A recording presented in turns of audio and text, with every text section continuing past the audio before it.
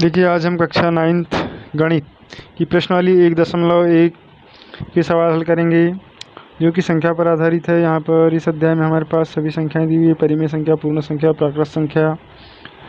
कि क्या शून्य एक परिमेय संख्या है?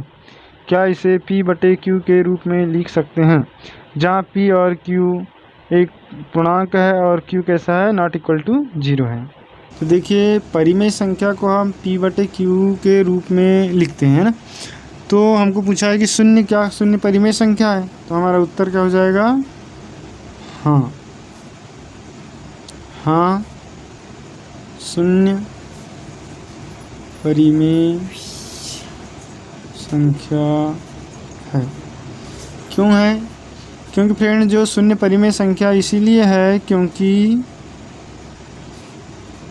0/1, 0/2, 0/3 इस तरीके से हम शून्य को लिख सकते हैं ना, इस प्रकार लिख सकते हैं। तो हमको यही पूछा था, क्या इसे p/q के रूप में लिख सकते हैं? तो ये भी हो जाएगा हाँ, हम इसे p/q के रूप में लिख सकते हैं क्योंकि 0/1, 0/2, 0/3 अनंत तक हम ऐसा लिख सकते हैं। क्योंकि प्रश्न क्रमांक 2, 3 और 4 के बीच में 6 परिमेय संख्या ज्ञात कीजिए। क्वेश्चन नंबर 2, इसका हल देखो। यहाँ क्या पूछा है कि 3 और 4 के बीच 6 परिमेय संख्या ज्ञात कीजिए। तो देखिए 3 व 4 के बीच है ना, 3 और क्या पूछा है, 3 व 4 के बीच कितनी परिमेय संख्या हमको ज्ञात करना है? 6 परिमेय संख्या। फ्रेंड देखिए यहाँ पर 6 परिमेय संख्या जब हमको निकालना है, तो जब भी हमको 6 परिमेय संख्या निकालना रहेगा या जितनी भी n परिमेय संख्या निकालना है, तो उसमें एक प्लस कर देते हैं। तो जो भी इनका जो हर बनाएंगे हम, इनका जो हर बनेगा वो बनेगा n+1। तो यहाँ पर हमारा n हो जाएगा 6, 6 धन 1 बराबर 7। तो हमारा जो हर बनेगा इस संख्या का वो बनेगा 7। तो हमारी पहली संख्या है 3, तो 3 को हम लिख सकते हैं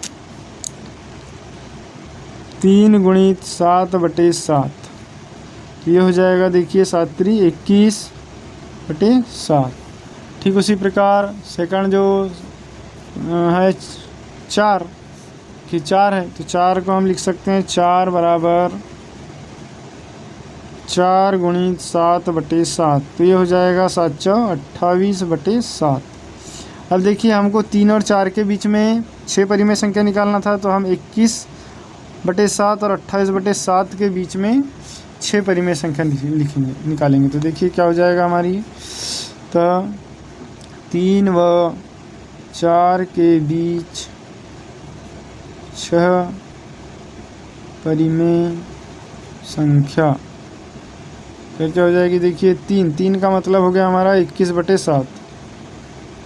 तो 21 के बाद क्या आएगा, 22।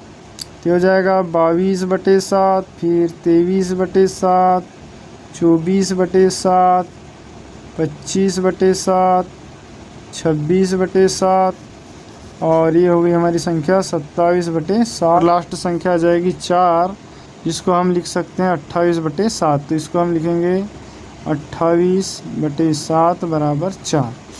देखिए फ्रेंड्स यहाँ हमारी 6 परिमेय संख्या हो गई, 22/7, 23/7, 24/7, 25/7, 26/7 और 27/7। तो 1 2 3 4 5 6 इस तरीके से 6 परिमेय संख्या हो गई 3 और 4 के बीच में।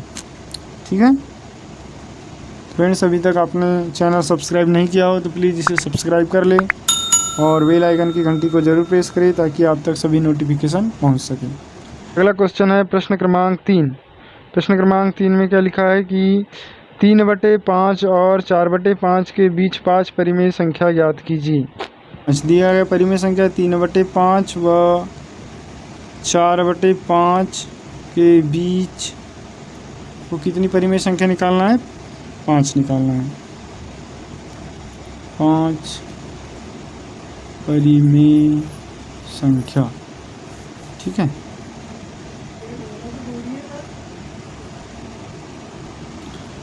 तो यहाँ पर हमको 5 परिमेय संख्या निकालना है, इसीलिए जो इसका हर हम बनाएंगे तो हर में क्या करेंगे 5 धन 1 6। तो जो हर बनाएंगे हम इस संख्या का तो हर में हम n+1 का हमारा फार्मूला है। तो यहाँ पर n देखिए 5 है तो 5 धन 1 बराबर हो जाएगा 6। तो 6/6 का इसमें हम गुणा कर देंगे संख्या में। तो हमारी संख्या क्या हो जाएगी, पहली परिमेय संख्या हमारे पास दिया हुआ है 3/5। तो 3/5 ये हो जाएगा 3/5 गुणी 6/6 बराबर ये हो जाएगा 3 6 18, 18/6 पंचे 30। ठीक इसी प्रकार जो दूसरी परिमेय संख्या हमारे पास 4/5 दिया हुआ है तो 4/5 बराबर इसको हम लिख सकते हैं, क्या लिख सकते हैं कि देखिए 4/5 गुणी 6/6 तो ये हो जाएगा 6 चौके 24/6 पंचे 30। अब हमको 18/30 और 24/30 के बीच में 5 परिमेय संख्या निकालना है। तो देखिए 18 के बाद क्या आ जाएगा 19 20 21 22 23 और 24। तो 5 परिमेय संख्या निकल जाएगी हमारी। इसीलिए हम यहाँ क्या लिखेंगे, अतः इसीलिए 3/5 व 4/5 के बीच 5 परिमेय संख्या कौन कौन सी हो जाएगी हमारी 5 परिमेय संख्या। ये हो जाएगी पहली देखिए यहाँ पर क्या है 3/5 मतलब 18/30। 18/30 के बाद क्या आ जाएगा 19/30। उसके बाद क्या आ जाएगा 20/30। उसके बाद आ जाएगा 21/30, 22/30, 23/30 और अगली संख्या हो जाएगी 24/30 मतलब 4/5। तो ये 5 परिमेय संख्या हमारे पास निकल गई। फ्रेंड्स ये सवाल आपको समझ में आया होगा। और लास्ट क्वेश्चन है प्रश्नावली 1.1 का कि नीचे दिए गए कथन कि सत्य और असत्य कारण के साथ अपने उत्तर दीजिए। तो देखिए क्या लिखा है, प्रत्येक प्राकृत संख्या एक पूर्ण संख्या होती है। तो फ्रेंड्स इसका सत्य और असत्य बताना है। तो क्या लिखा है कि प्रत्येक प्राकृत संख्या एक पूर्ण संख्या होती है। तो ये हमारा क्या हो जाएगा, आंसर सत्य हो जाएगा, क्योंकि प्रत्येक जो प्राकृत संख्या होती है वो 1 2 3 4 डैश अनंत तक होती है और ये सभी की सभी पूर्ण संख्या भी होती है, क्योंकि यहाँ पर यदि हम 0 शामिल कर दें तो ये एक पूर्ण संख्या का समुच्चय बन जाता है। ये सभी क्या है, पूर्ण संख्या है, इसीलिए पहला हमारा सत्य। इसी प्रकार सेकंड क्वेश्चन है, प्रत्येक पूर्णांक एक पूर्ण संख्या होती है। अब जो प्रत्येक पूर्णांक दिया है पूर्ण संख्या होती है तो ये हो जाएगा असत्य, क्योंकि देखिए जो है पूर्णांक कौन कौन सी होती है हमारे पास 0 1 2 3 4 इधर अनंत तक, और इधर ऋण 1 ऋण 2 ऋण 3 इधर भी अनंत तक। तो ये सभी ऋणात्मक संख्या धनात्मक संख्या और 0 ये सब की सब क्या कहलाती है, पूर्णांक कहलाती है। और हमारे पास क्वेश्चन क्या लिखा है, एक पूर्ण संख्या होती है। तो देखिए ये जो ऋणात्मक संख्या है ये पूर्ण संख्या नहीं है, इसीलिए हमारा क्या हो जाएगा, असत्य हो जाएगा। तो पहला सत्य हो गया, दूसरा असत्य हो गया। और तीसरा क्वेश्चन है प्रत्येक परिमेय संख्या एक पूर्ण संख्या होती है।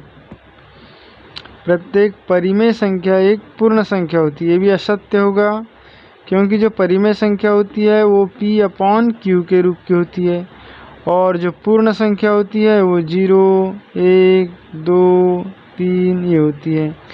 तो यदि इसके अपॉन में हम 1 1 लिख दे तो ये परिमेय संख्या हो गई, लेकिन ये तो परिमेय संख्या पूर्ण संख्या होगी। लेकिन यदि कहीं 3/4 आ गया तो ये परिमेय संख्या है लेकिन ये पूर्ण संख्या नहीं है, अतः तीसरा क्वेश्चन क्या हो जाएगा, असत्य हो जाएगा। तो वीडियो यदि आपको पसंद आया हो तो प्लीज़ इसे लाइक कर ले और चैनल को सब्सक्राइब नहीं किया हो तो उसे सब्सक्राइब कर ले, ताकि आने वाली सभी वीडियो के नोटिफिकेशन आप तक पहुंच सके और बेल आइकन को ज़रूर दबाएं।